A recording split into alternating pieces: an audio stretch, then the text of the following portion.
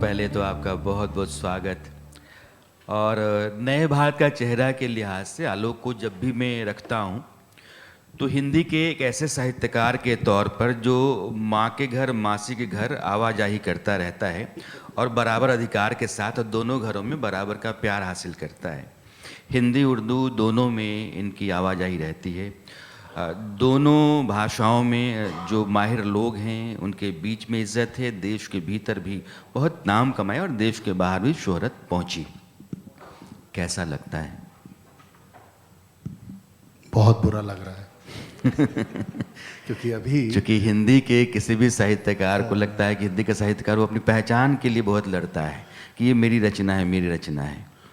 लेकिन कुछ लोग ऐसे होते हैं जिनकी अपनी शख्सियत, जिनका चेहरा जो है वो पहचान होता है। ये बड़ा कम साहित्यकार के साथ होता है। रचना पहचान पाती है, साहित्यकार पीछे जाता है। अच्छा, सबसे पहले तो ये आपका शुक्रिया। और मैं कभी कभी जब आप जैसी किसी शख्सियत के साथ बैठता हूँ तो मुझे वाकई में अपनी हिंदी पर, अपनी उर्दू पर, अपनी हिंदुस्तानी ज़बान पर, अपने कलम पर बहुत फ़ख्र होता है कि अक्सर ऐसा होता है कि जब आप घर में कोई ट्रॉफ़ी लेकर पहुंचते हैं तो पिता कुछ कहते नहीं हैं, पिता कुछ बोलते नहीं हैं, लेकिन उनके जो एक्सप्रेशंस होते हैं, उनकी जो आँखों में जो हल्का सा पानी उतरता है वो महसूस होता है। मैं एक ऐसी शख्सियत के साथ इस वक्त बैठा हुआ हूँ कि जिस शख्सियत ने न्यूज़ रूम में मुझे 20 बरस पहले कभी कॉपी गलत लिखने पे डांटा भी है तो मैं तो बहुत ब्लेस्ड महसूस करता हूँ जब भी साहित्य आज तक में आता हूँ या आपके सामने आता हूँ। और बड़े जो रचनाकार होते हैं, बड़ी जो शख्सियत होती हैं, बड़े जो व्यक्तित्व होते हैं, उनके बाद बोलना अशिष्टता तो होती ही है, लेकिन एक बड़ी सहूलत भी होती है क्योंकि वो इतना अनुभव आपके सामने प्रस्तुत कर चुके होते हैं, आपके सामने जाहिर कर चुके होते हैं कि आपको बस कट कॉपी पेस्ट करना है उसको तो अभी मुझसे पहले अब्दुल बिस्मिल्लाह साहब बोल रहे थे, हमारी हिंदी का बड़ा नाम थे।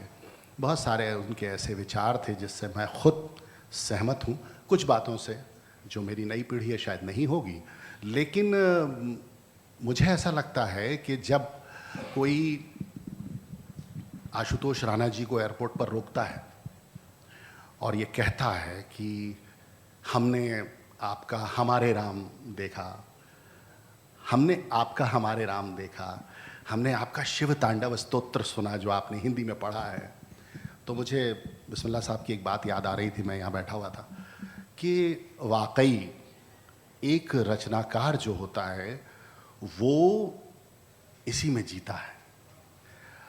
माँ को इस बात से फ़र्क नहीं पड़ता कि उसके बेटे के पीछे या उसके बेटे के आगे उसका नाम लगा है कि नहीं, जबकि जन्म उसने ही दिया है। दुनिया आपको आपकी उम्र से जानती है, लेकिन जो माँ होती है वो दुनिया की उम्र से 9 महीने ज़्यादा से जानती है। बाज़ वक्त ऐसा होता है कि मैं भी साथ होता हूँ, कभी हम बैठे हैं, अचानक से कोई आया और आशु भैया से मिला, या जगजीत जी या पंकज भाई जिनके साथ भी मैंने काम किया, या बच्चन सर, तो कई बार ऐसा होता है कि इसको अगर अब मैं आधुनिक परिप्रेक्ष्य में कहूँ तो हम अक्सर कहते हैं कि अरे क्या गाना सोनू निगम ने गाया है, रफ़ी साहब क्या गाते थे, मुकेश क्या गाते थे, लेकिन हम मजरूह का नाम नहीं लेते, हम कैफ़ी साहब का नाम नहीं लेते, हम शैलेंद्र का नाम नहीं लेते। लेकिन इसी मुल्क में, इसी देश में ऐसे बीसियों लोग हैं, जिनमें से आप भी हैं, मैं भी हूँ, कि अगर कोई गीत अच्छा लग रहा है, कोई गज़ल अच्छी लग रही है, कोई नज़्म अच्छी लग रही है, तो सबसे पहले हम राइटर का नाम देखते हैं कि राइटर कौन है। तो एक वर्ग हमेशा से ये रहा है कि जो ऊपरी चीज़ों से मुतासिर हुआ है, ऊपरी चीज़ों से प्रभावित हुआ है। एक वर्ग बहुत गाढ़ा है। ये बिल्कुल वैसा ही है फ़र्क जैसे सी क्लास की कोई फिल्म में और गुलजार साहब की फिल्म में होता है। तो जो आपको तय करना होता है, राइटर को तय करना होता है कि मुझे एक चलता हुआ साहित्य लिखना है। अभी ग्रीन रूम में बात हो रही थी कि हिंदी कवि सम्मेलनों पर बात हो रही थी, तो मैंने ये कहा कि मैं अभी आपके सामने ऑफिशियली बोल रहा हूँ कि मंच पर तो हरिवंश राय बच्चन भी रहे, महादेवी वर्मा भी रहीं, निराला भी रहे, बहुत सारे हमारे लेजेंड्स रहे। उस वक्त कवि सम्मेलन इतने अच्छे क्यों होते थे? उस वक्त इसलिए अच्छे होते थे क्योंकि उस समय ऑडियंस बहुत अच्छी होती थी। आज हो ये रहा है, आज उल्टा हो रहा है कि आज ऑडियंस का टेस्ट जो है उसके मुताबिक शायर या कवि लिख रहा है। जबकि पहले ये होता था कि आपको सुमित्रा नंदन पंत को पढ़ना है तो आपको फिर वैसा ही आलोक अपने अंदर जगाना होगा, आपको वैसा ही विवेक अपने अंदर जगाना होगा, जागृत करना होगा। तो रचनाकार जो पीछे छूटता है उसका प्रतिसाद सबसे बड़ा ये होता है कि अचानक से किसी ने ये वीडियो देखा, और इसमें से मैं अगर कहूँ तो कितने लोग होंगे, ये तो सारी ऑलमोस्ट इन लोगों ने जो बनाई है सब पॉपुलर सॉन्ग्स हैं ये, तो कितने लोग होंगे जो इसको जगजीत जी के नाम से सुन रहे होंगे, कितने लोग होंगे पंकज भाई के नाम, बच्चन साहब के नाम से सुन रहे होंगे, कितने होंगे आशु भैया के नाम से सुन रहे होंगे। लेकिन जब मैं आया और इनमें से अगर 2 लोगों को भी ये पता चला कि ये जगजीत जी की गज़ल तो हम मतलब सुनते रहते थे और ये राइटर यहाँ है, ये मेरा पारिश्रमिक, ये मेरा पारितोष। तो मुझे वो 100 लोग नहीं चाहिए जो किसी ज़रिए मुझे जाने, मुझे वो 2 लोग चाहिए जो अचानक मुझे जाने और फिर मेरी अंतिम श्वास के बाद भी मुझे पढ़ते रहें।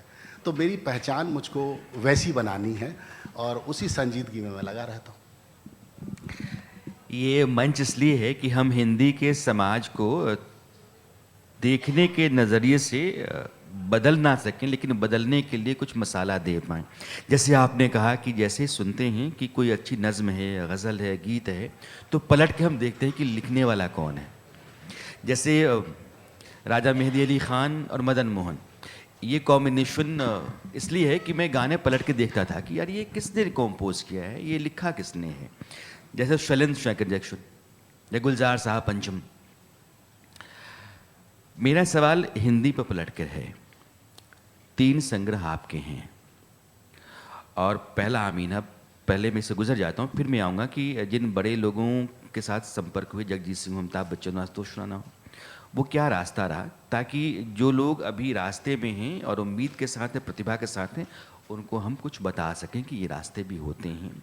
लेकिन आमीन जो पहला संग्रह आपका था, नामवर जी ने उसकी भूमिका लिखी और नामवर जी ने उस भूमिका में लिखा कि हिंदी का सबसे बुरा हिंदी के लोगों ने ही किया है। इस बात से आपकी कितनी सहमति रही? पूरी सहमति। मैं अपने बुज़ुर्गों की बात कैसे काट सकता हूँ? देखिए क्या है, अगर आप देखें तो उन्होंने भूमिका में लिखा है कि हिंदी का जो सबसे बड़ा नुकसान है, ख़ास तौर से हिंदी कविता का जो सबसे बड़ा नुकसान है, वो हिंदी वालों ने ही किया है। आप अगर इसको इस तरह देखें कि अगर कोई राजनीतिक रैली है या कोई बात है, कोई सभा है, तो आपको हिंदी की कोई नई कविता याद नहीं आएगी। आपको याद आएगा कि कहाँ तो तय था चरागा हर एक घर के लिए, कहाँ चराग मयस्सर नहीं शहर के लिए। हाँ?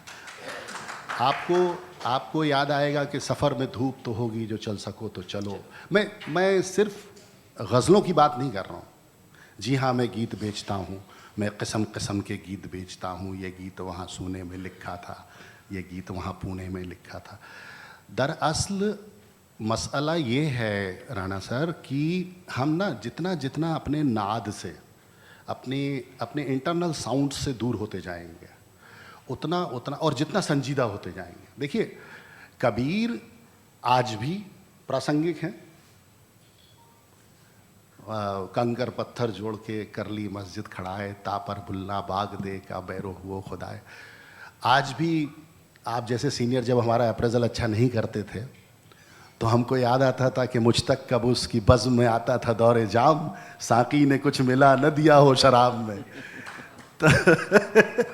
तो जो हिंदी कविता के साथ हुआ, मैं बहुत अथॉरिटी तो नहीं हूँ, मुझे कहना भी नहीं चाहिए, लेकिन चूंकि आपने नामवर जी का जिक्र किया, आपने कमलेश्वर जी ने आमीन की भूमिका लिखी है इसमें, तो गुलजार साहब ने लिखी है, तो ये बड़े जो लोग हैं, जब अगर ये अपना जैसे मैंने अभी कहा ना कि जब किसी बड़ी शख्सियत के साथ बात आप बोलते हैं तो बड़ी सहूलत हो जाती है, बड़ी आसानी हो जाती है आपको, क्योंकि आपको उनकी बातों को दोहराना भर है अपने शब्दों में। वो एक अनुभव है, वो जितनी आपकी उम्र है उससे ज़्यादा तो वो लिख चुके हैं, उससे ज़्यादा उम्र से तो वो लिख रहे हैं।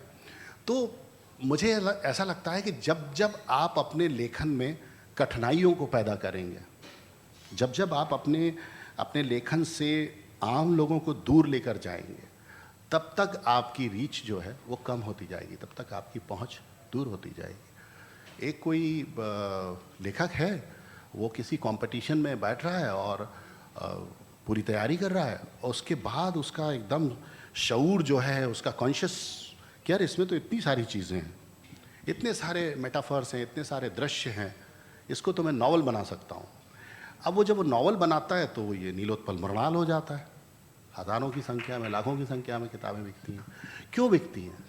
इसलिए बिकती हैं कि वो जो नब्ज़ है ना, जो नामर जी ने भी लिखा है कि हिंदी कविता क्या करती है, वो बहुत जिम्मेदारी के साथ उन्हीं की बात को कोट कर रहा हूँ, वो 50 लोगों में जन्म लेती है और वहीं दफन हो जाती है।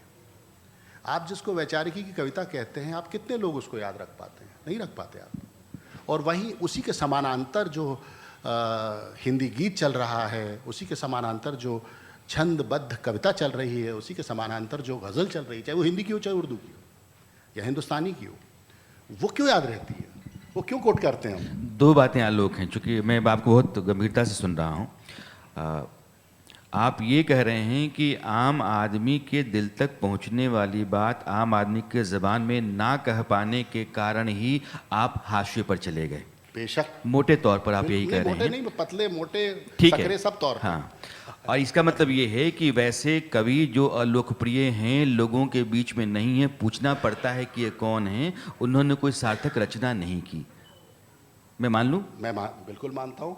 अगर आपकी लोक में पहचान नहीं, देखिए एक सबसे बड़ी दिक्कत यह है कि आपको ये तय करना होगा कि आप लोक की कविता या लोक का साहित्य रच रहे हैं, या आप अपने स्वांता सुखाए या अपने कुछ 50 लोगों के लिए। अगर आप मुझे ये कह के नकार देंगे कि मैं तो पॉपुलर पोएट हूँ, मैं तो फिल्मों में लिखता हूँ, तो फिर मध्य प्रदेश की साहित्य अकेडमी को आमीन पर अवार्ड नहीं देना चाहिए था, या पुष्किन अवार्ड नहीं मिलना चाहिए था इस किताब को, या फिर उर्दू एकेडमी भी नहीं देती इसको अवार्ड। तो सवाल ये है मेरा सारे ऐसे लोगों से जो एक ख़ास किस्म की मानसिकता के साथ हमारे सामने आते हैं, वो तय नहीं कर पाते हैं। मैं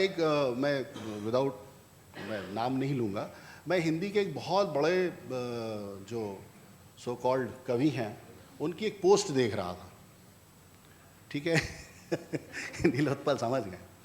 अब वो ज़िंदगी भर हम लोगों की सबकी खटिया खड़ी करते हैं, पॉपुलर पोएट हैं, लोकप्रिय शायर हैं, ये हैं वो हैं, इधर जाते हैं उधर जाते हैं।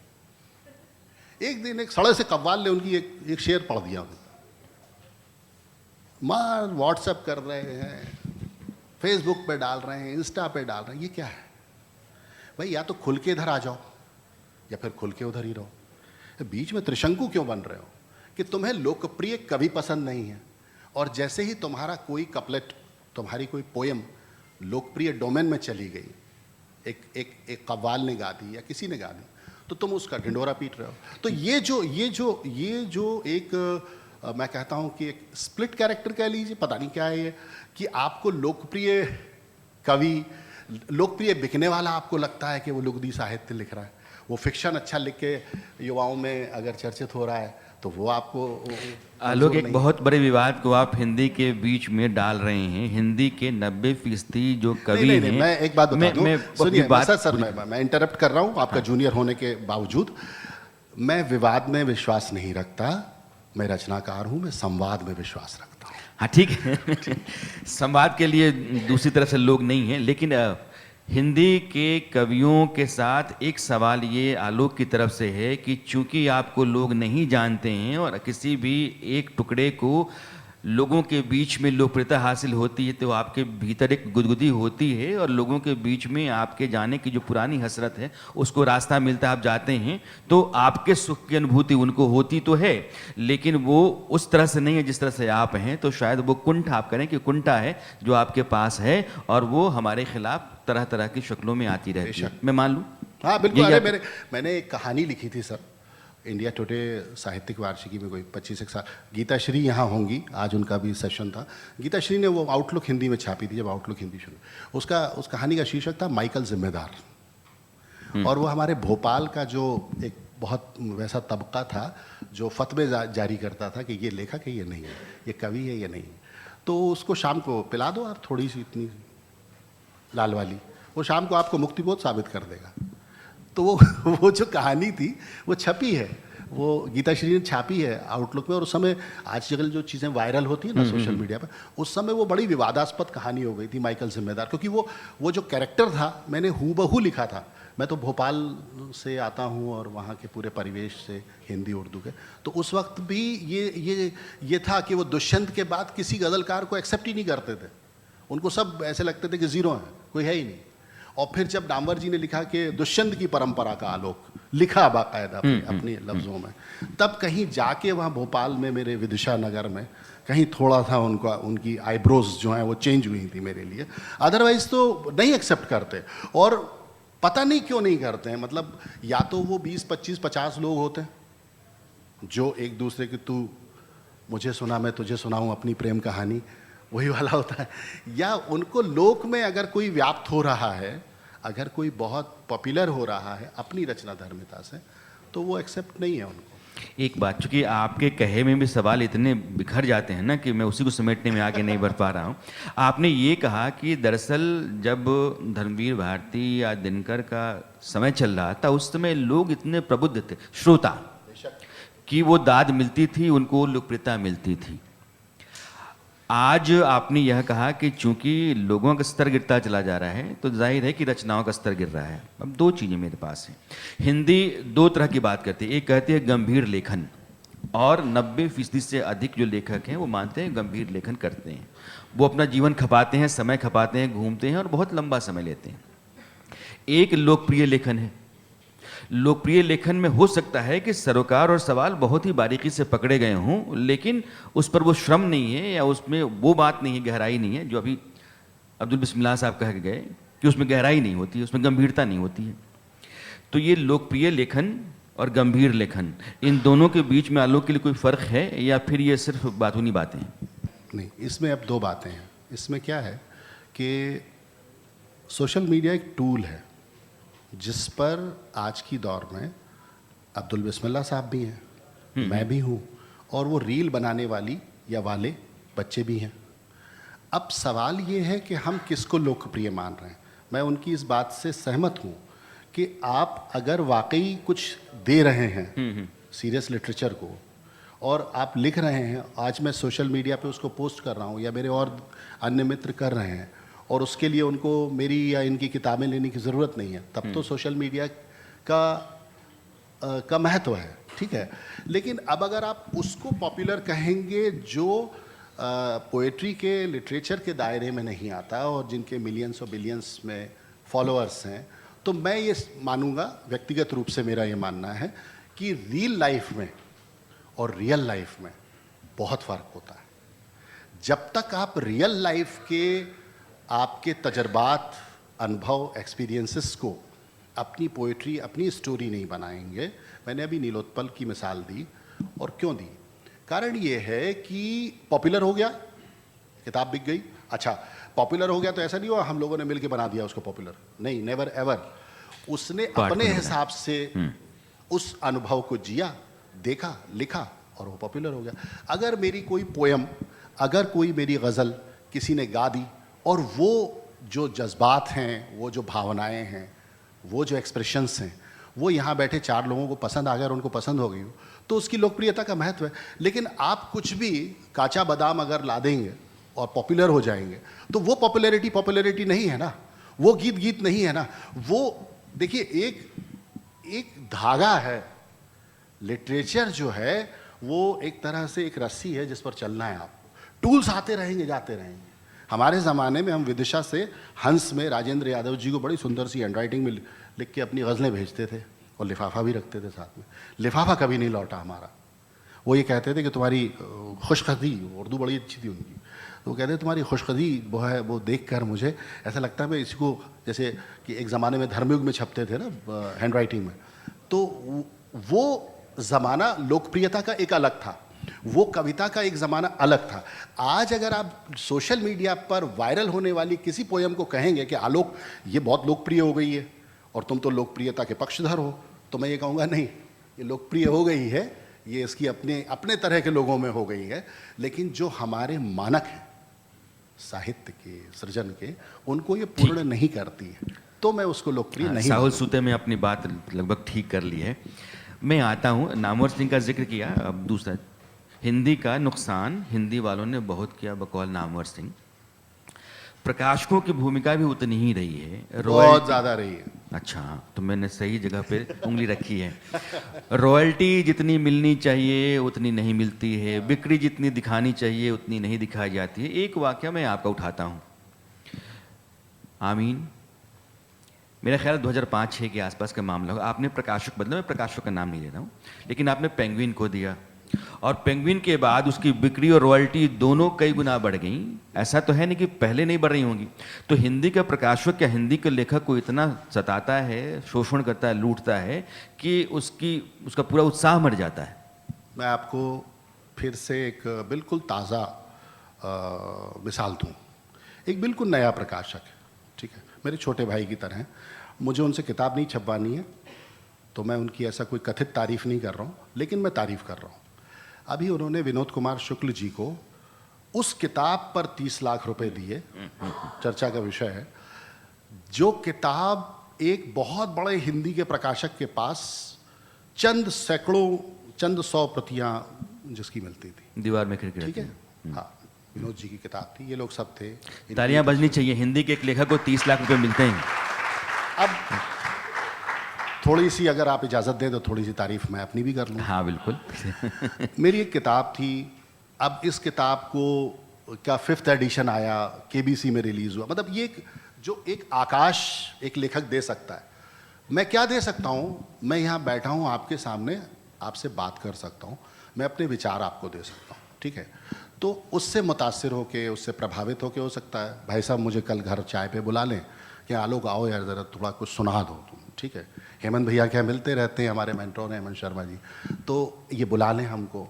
तो ऐसे ही सर ने बुला लिया कि तुम इतना अच्छा लिखते करते हो, चलो ठीक है, तुम्हारी 5th एडिशन हम रिलीज़ करें। वहाँ किताब दिखी, ठीक है।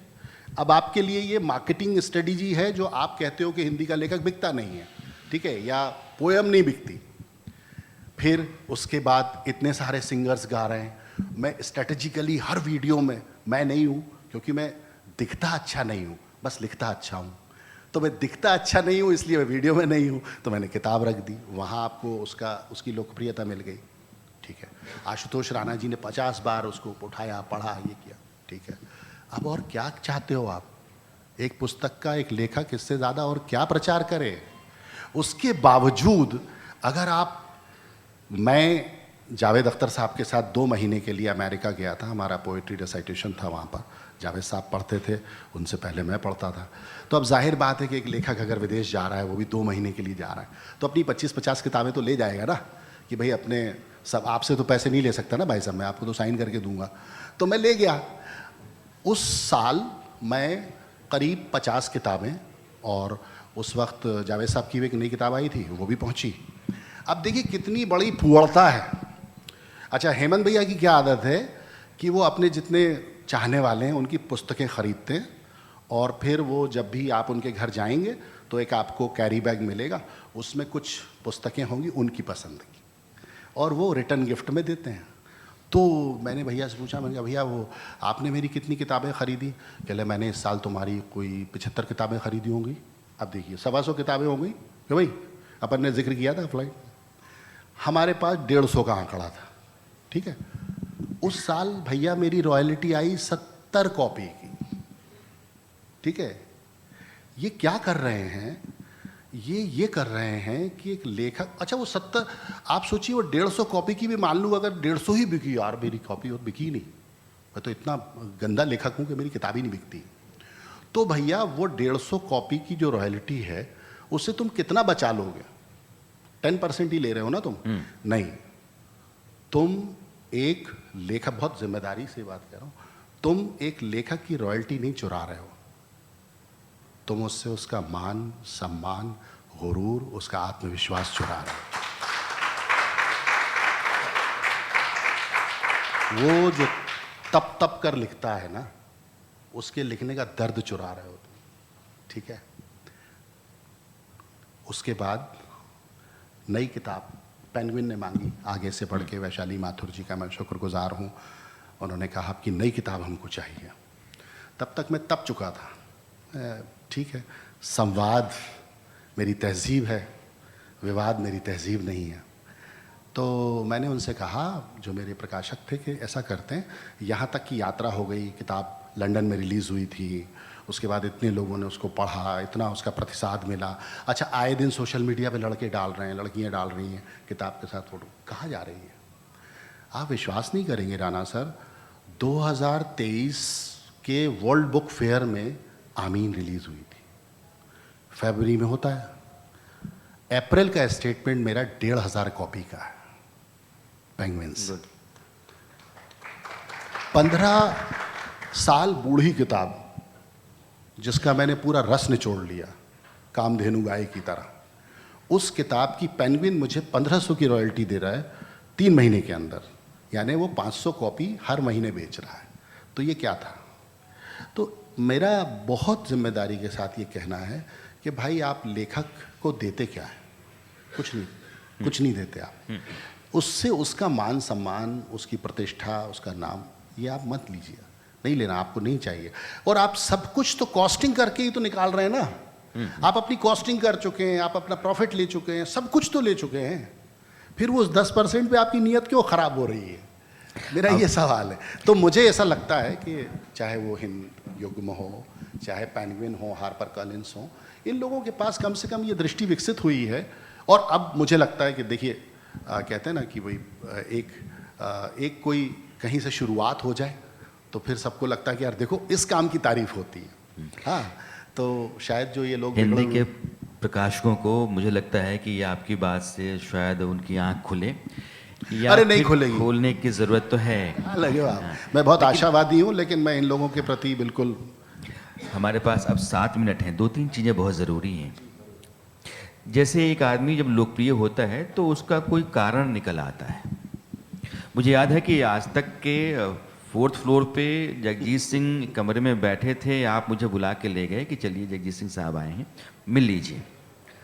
और बड़ा नाम तो जाहिर, मैं भी बहुत ही लपक करके गया था, बैठा वहाँ।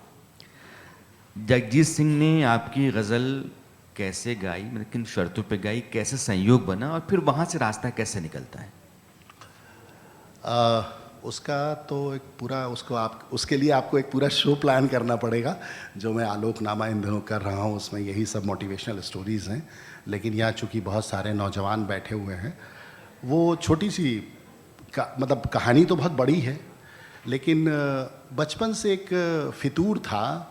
और वो फितूर ये था कि जब भी हम जगजीत जी को, पंकज भाई को, मेहदी हसन साहब को या फरीदा खानम को, इनको सुनते थे, क्योंकि भोपाल विदिशा की परवरिश थी, तो एक जो मुश्तरका तहजीब होती है, कंपोजिट कल्चर होता है, वो हमारे फैमिली में ही था। मेरे मदर फादर जो थे, बहुत चूँकि शासकीय सेवा में थे और स्क्रिप्ट भी पढ़ते थे वो उर्दू वगैरह की, तो वो एक कल्चर घर के अंदर था। तो ये जो सब था, और बड़े भाई आनंद सहर, वो बहुत प्रतिष्ठित गीतकार थे, बहुत अच्छे गीत कहते थे। अभी हमने पिछले दिनों उनकी किताब रिलीज़ की, पहली, सहर के नाम से। तो एक घर का माहौल था, तो ये मैं सुनता रहता था। तो 15-17 बरस की उम्र में, जिस दौर में दोपहर की गर्मियों में, ये मैं आपसे बात कर रहा हूँ मिड-80s की, तब वो पैशन वैशन एल्बम आया करते थे जगजीत जी के, और मेहदी हसन साहब के पाकिस्तान से एल्बम आते थे, तो ये हम सुना करते थे। तो एक फैसिनेशन हो गया था। फैसिनेशन ये हो गया था कि यार कुछ ऐसा लिखें कि ये लोग गाएं। तो वो फैसिनेशन धीरे धीरे धीरे धीरे पैशन में तब्दील हुआ, और पैशन जो है वो सीरियसनेस में तब्दील हुई, गंभीरता में तब्दील हुई, कि फिर जाना कि भाई ये सीरियस लिटरेचर है, फिर पढ़ना शुरू किया और चीज़ों को। तो एक छोटी सी कहानी है कि आई थिंक 90s की बात है ये। मैं बस ऐसे ही, जैसे लोग बच्चन साहब को या हीरोज़ को देखने जाते हैं, मैं जगजीत जी से और पंकज जी से मिलने के मकसद से भोपाल से हमारे यहाँ एक ट्रेन चलती है पंजाब मेल, तो उसमें बिल्कुल बैठ कर गया और जाकर वेस्टर्न आउटडोर, कोई पता वगैरह कुछ नहीं था मेरे पास। बस वो कैसेट्स आते थे, उसमें पीछे लिखा रहता था वेस्टर्न आउटडोर स्टूडियो, हाँ, तो फाउंटेन पर। तो मैं पहुंच गया ऊपर, फर्स्ट फ्लोर पे वो था स्टूडियो। मैंने कहा मुझे जगजीत जी से मिलना है, और उस वक्त सब ये सब कच्चा बच्चा सा था। कच्चा तो खैर आज भी है, आज भी क्या है, सर ने बिठा लिया तो थोड़ा रोशनी में आ गए। लेकिन उन्होंने कहा कि जगजीत जी तो नहीं है। तो मैंने कहा मुझे तो मिलना है। तो बोले वो तो 2-3 दिन बाद आएंगे। तो नीचे वेस्टर्न आउटडोर से सीढ़ियों से उतर के एक वड़े पाव की दुकान थी, मैं वहाँ बैठ गया। मेरे साथ एक दोस्त था मेरा, वो अब प्रिंसिपल है भोपाल में एक कॉलेज में। तो वो एक दिन के इंतज़ार के बाद वो भाग गया। वो मैंने कहा मैं नहीं जाऊँगा, तो बैठा रहा। तो किसी ने वो जो वहाँ पे जो बॉय था, उसने जाके दमन सूद जो एक रिकॉर्डिस्ट थे उनको बताया ये लड़का आया है विदिशा भोपाल से, वो नीचे बैठा हुआ है। तो उन्होंने बुलाया ऊपर, मुझे लंच वंच कराया। बोला देखो वो बाहर हैं, वो आएंगे नहीं, 3-4 रोज़ बाद आना। मैं कोई बात नहीं। तो मैंने कहा शायद टरकाने के लिए कह रहे हैं। तो मैं मुसलसल रोज़ जाता था और बैठ जाता था। तीसरे रोज़ उनको खबर की गई। तो बहुत शॉर्ट में सुना रहा हूँ, ये मेरे शो की का स्क्रिप्ट है ये, कि कैसे मैं सर से मिला, बच्चन सर से, कैसे शिव तांडव स्तोत्र बना, या कैसे जगजीत जी या पंकज जी से जुड़ा। तो उन्होंने कहा तुम 3 रोज़ बाद आना, वो आ जाएंगे। मैं मुसलसल जाता रहा नीलोत्पल। एक रोज़ उनको दया आ गई, उन्होंने फ़ोन किया जगजीत जी को। तो बिल्कुल जैसे ख्वाब सच और ताबीर में तब्दील होता है, ठीक वैसे ही नमदार हुए। मैंने पैर वैर छुए। मैंने कहा मैं आलोक हूँ और भोपाल में रहता हूँ, और मेरी ये ख्वाहिश है कि आप मेरी गज़ल गा दें। तो जो जवाब उन्होंने दिया वो जानते थे। तो that time I was just 22-23 year old boy. तो बोले कि ऐसे कैसे गा दें, रातों रात हीरो बना दें। मैंने कहा नहीं, आप बताएं। तो उन्होंने मुझे गालिबन कहते हैं लतिया के भगा दिया, क्योंकि वो जब मुझे सुना उन्होंने बहुत कच्चा काम है, उन्होंने भगा दिया। मैं नीचे गया, नीचे से लौट के आया, और लौट के आने के बाद बिल्कुल एकदम फिल्मी स्टाइल में रोते हुए, न जी लगाया न साहब लगाया, कुछ नहीं लगाया। मैं कहा आप तो ये बताइए कि मैं ऐसा क्या करूं कि एक रोज़ मुझे जगजीत सिंह गाएं। तो उन्होंने मुझे रोते हुए देखा तो बिठा लिया। फिर अंदर गए, उसमें रिकॉर्डिंग बे में गए, वहाँ से किताबें कुछ लेकर आए हिंदी उर्दू की। उर्दू जानते हो? मैं कहा नहीं जानता। तो बोले ये हिंदी में है, इसे पढ़ो। डॉक्टर बशीर बद्र रहते हैं भोपाल में, उनसे, मैंने कहा वो तो मेरे गुरुतुल्य हैं, उनसे सीखो। तो मैंने कहा ठीक है, फिर आप गाएंगे? कहले नहीं, तब गाएंगे जब तुम गज़ल कहने लगोगे। एंड कट टू 1997, वो मेरी गज़ल गा रहे थे और मैं ऐसे आगे की सफ़ में बैठा जज्बाती हो रहा। तो मुझे अपना ही शेर याद आ रहा था कि मंजिलें क्या हैं, रास्ता क्या है, हौसला हो तो फासला क्या है। चूँकि वक्त बहुत कम है, चलते चलते आखिरी सवाल है, चूँकि हिंदी के लोगों को सुनना चाहिए कि ज़िंदगी में इस तरीके से मुसलसल जाना, एक ज़िद पाल करके बैठना, अपने भीतर जो होना चाहते हैं उसको पैदा करने के लिए लगातार मशक्क़त करते रहना, ये ज़रूरी है। हवा में कुछ पैदा नहीं होता है। 2 मिनट में मैंने सुना है कि अमिताभ बच्चन से मिलने के लिए किसी को उससे चिरौरी करनी पड़ी, किसी से सिफारिश करनी पड़ी, शायद उसमें भी नाकामी हाथ लगी और संयोग से उन्होंने खुद ही बुला लिया। ये कहानी मैं पूरी तरह जानता नहीं हूँ, लेकिन जानना चाहता हूँ कि मुलाकात आप पे वक्त नहीं है ना, मेरे पास कहानियाँ तो बहुत हैं। मैं बताता हूँ। ये ऐसा नहीं हुआ था। मेरे बड़े भाई के समान थे आदेश श्रीवास्तव। अच्छा। तो उस वक्त मैं आपके साथ नौकरी कर रहा था, आपको याद होगा, आज तक में। तो एक ऐसा मिजाज बना कि नेशन सॉन्ग बनाते हैं। तो मैंने आदेश भाई को बोला, मैंने कहा आदेश भैया एक चैनल का, आदेश श्रीवास्तव म्यूजिक डायरेक्टर। जी म्यूज़िक डायरेक्टर। तो मैंने कहा भैया एक काम करते हैं, एक पोएम है नेशन सॉन्ग, आओ सोचें ज़रा, आओ देखें ज़रा हमने क्या क्या किया। तो मैंने उनको कहा कि ये आप कंपोज कर दीजिए, बाकी सब विजुअल मैं लगा लूँगा। तो बोले इसको एक काम करते हैं अपन, जब वो कंपोज होकर आई, तो कोई भी पोएम जब कंपोज होकर आती है तो डायरेक्टर को दिखने लगता है कि ये तो इस वॉइस पे जाएगी, तो या फिर जैसे हमें बता दे कोई कि भाई ये तुम्हारा जो गीत है ये अरिजीत गाएगा या ये श्रेया गाएगी, तो हम उस हिसाब से लफ्ज़ को चुनते हैं। खैर, तो उन्होंने कहा यार इसको तो ये बड़ी खूबसूरत है, इसे दादा से कंपोज पढ़वाते हैं। तो मैंने जैसे ही दादा सुना तो मैंने कहा पता नहीं कौन है, तो बोले कि नहीं मिस्टर बच्चन से। तो जैसे एकदम मिस्टर बच्चन का नाम, कान एकदम झंझना गया, मैंने कह रहे मिस्टर बच्चन पढ़ाएंगे। तो शुरुआत ऐसे हुई थी। मैं 2 साल के लिए INB मिनिस्ट्री का सीनियर एडवाइज़र था इसमें, दूरदर्शन में। तो उस वक्त दूरदर्शन को कोई 60 बरस पूरे हो रहे थे। तो जो हमारी डायरेक्टर जनरल थी और जो मिनिस्टर थे, उन्होंने कहा कि आलोक, अब तब तक ये सब हो चुका था जो आप देखते हैं। तो मैंने कहा ठीक है, मैं पोएम करता हूँ। बड़ा खूबसूरत वाक़या है ये। उस वक्त KBC शूट हो रहा था, तो मैंने एक पोएम लिखी और लिख के मैंने दे दी उनको। उस वक्त हमारे मिनिस्टर जो थे INB के और DG प्रसार भारती को दे दी। अब वो मेल चलने लगा।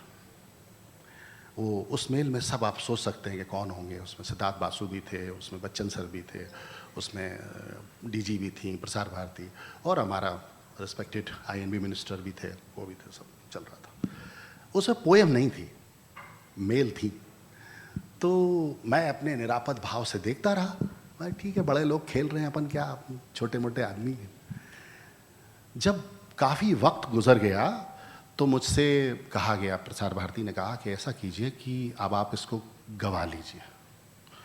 तो मैंने कहा कि देखिए वो KBC शूट कर रहे हैं और इस वक्त उनको डिस्टर्ब करना, कोई बड़ा आदमी रिएक्ट नहीं कर रहा है। तो गणेश चतुर्थी का दिन था। मैंने सोनू जी से बात की, सोनू निगम से। उन्होंने कहा अरे आप आइए, गाते हैं। ठीक है, फिर भी मेरा मन नहीं माना। मैंने कहा कुछ तो हिंदी का कवि है, कुछ तो करे। तो मैंने उसी मेल चेन में डाय लगाई एकदम, ये सोचे बगैर कि उसमें मिनिस्ट्री के लोग हैं, ये सोचे बगैर कि उसमें सब मेरे बॉसेस हैं। और मैंने एक चिट्ठी लिखी। वो चिट्ठी बड़ी काम कर गई। मैंने ये लिखा कि मैंने बचपन से 2 ही चीज़ें देखी हैं सर, एक दूरदर्शन और दूसरा अमिताभ बच्चन।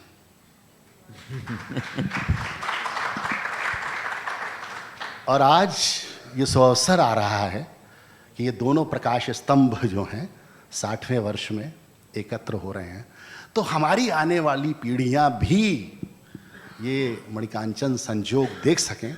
इसके लिए मैं आपसे प्रार्थना करता हूं कि ये जो कवि है, ये कवि पुत्र से प्रार्थना करता है कि आप इस पोएम को पढ़ दें, ताकि हमारी आने वाली पीढ़ियां भी ये 2 प्रमुख घटनाएं एक साथ देख सकें। वो भी गायब हो गई, बात पता नहीं चला। मैं सोनू निगम जी के साथ ये पोएम शूट कर रहा था, सॉरी रिकॉर्ड कर रहा था बॉम्बे में। तो ब्लेस्ड हूँ कि ट्विटर पे फॉलो करते हैं वो। तो सिद्धार्थ बासु जी का मुझे फ़ोन आया, कहाँ हो तुम? तो मैंने कहा मैं लता जी के स्टूडियो में हूँ। वो जो दादा को पोएम भेजी थी वो मसरूफ़ हैं, तो वो तो गाई नहीं उन्होंने। मैं सोनू जी से उसकी रिक्वेस्ट की थी, तो वो गा रहे हैं। अच्छा, तुम आओ KBC के सेट पर। तो ये अब मेरे लिए मेरे जैसे राइटर के लिए बड़ी बात थी कि मैं जब बचपन में अपने घर से चला था तो मैंने मैनिफेस्ट किया था कि मिस्टर बच्चन पढ़ देंगे और जगजीत जी गा देंगे, लता ताई गा देंगी, तो सफ़र पूर्ण हो जाएगा कलम का। तो मैं गया KBC के सेट पे, बड़ा आओ भगत हुई। अब मुझे कुछ नहीं पता था, कुछ भी नहीं पता था। कट टू वो मुझे दादा से मिलवाया उन्होंने, मैंने का अभिनंदन किया और अरे भाई वो आप बहुत पीछे पड़े थे हमारे, तो हमने आपकी जो पोएम है वो पढ़ दी। अब यहाँ तक भी ठीक था कि मैं सोच रहा था कि भाई ऑडियो आ गया है, तो हमारे बहुत सारे टेलीविज़न के मित्र बैठे हैं, हम लोग सब ऑडियो आ जाए तो हम उस पर विजुअल लगा लेंगे, काम हो जाएगा। तो सिद्धार्थ बासु मुझको ग्रीन रूम में ले गए और वहाँ उन्होंने अपना लैपटॉप खोला और उसमें दिखाना शुरू किया, तो ये वीडियो था। तो हुआ ये उस हिंदी की चिट्ठी का असर कि वो गणेश चतुर्थी को सुबह मैंने की थी, उसे उन्होंने पढ़ा और 11 बजे उन्होंने अपने ही घर में उस पोएम को रिकॉर्ड किया।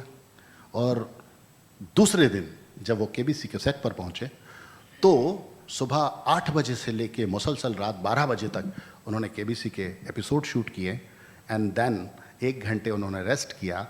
अब आप इस वक्त 80 प्लस हैं, तो उस वक्त आप सोच लीजिए कि 75 प्लस तो थे ही। 1 घंटे उन्होंने विश्राम किया और उसके बाद आए और वो पोएम पढ़ी और उस तरह ये एक तोहफा, जो दूसरा तोहफा है उनकी तरफ से, तीसरा तोहफा है ये मुझे मिला। तो मैं हमेशा यही कहता हूँ कि मंजिलें क्या हैं, रास्ता क्या है, हौसला हो तो फासला क्या है। ये जीवन का फलसफा है और आलोक के साथ बातचीत का सिलसिला तो वैसे ही चलता रहेगा।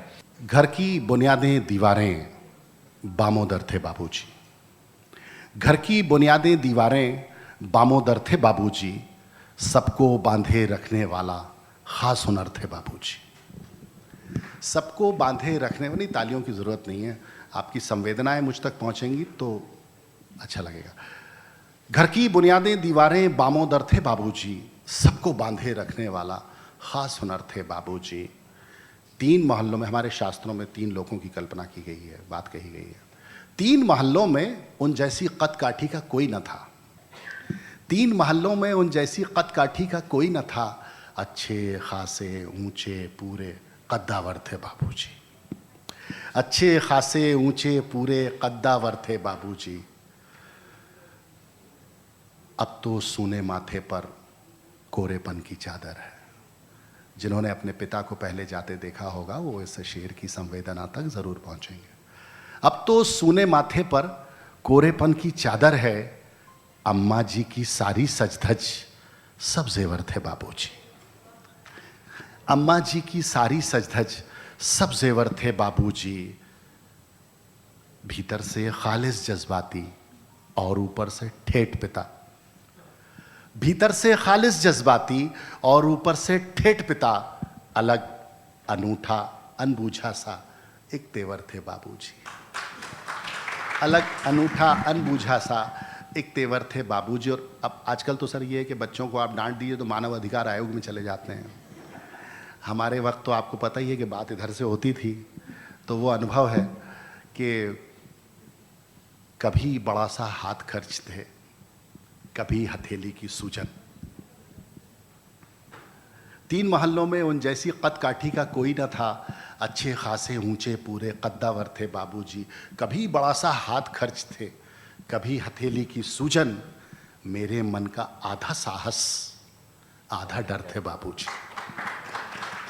धूप हुई तो आंचल बनकर कोने कोने छाई अम्मा, धूप हुई तो आंचल बनकर कोने कोने छाई अम्मा।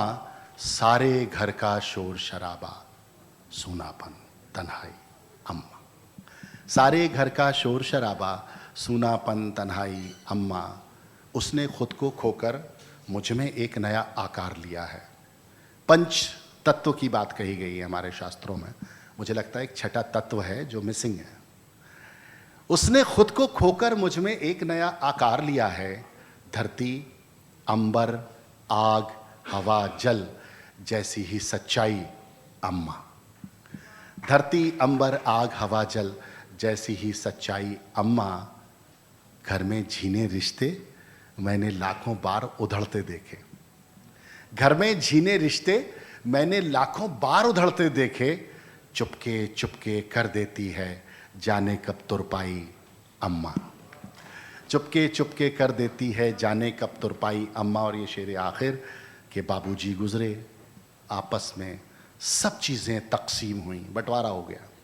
बाबूजी गुजरे, आपस में सब चीज़ें तकसीम हुई, तब मैं घर में सबसे छोटा था, मेरे हिस्से आई अम्मा। बहुत बहुत शुक्रिया आलोक, बहुत बहुत धन्यवाद। आलोक के लिए जोरदार तालियां।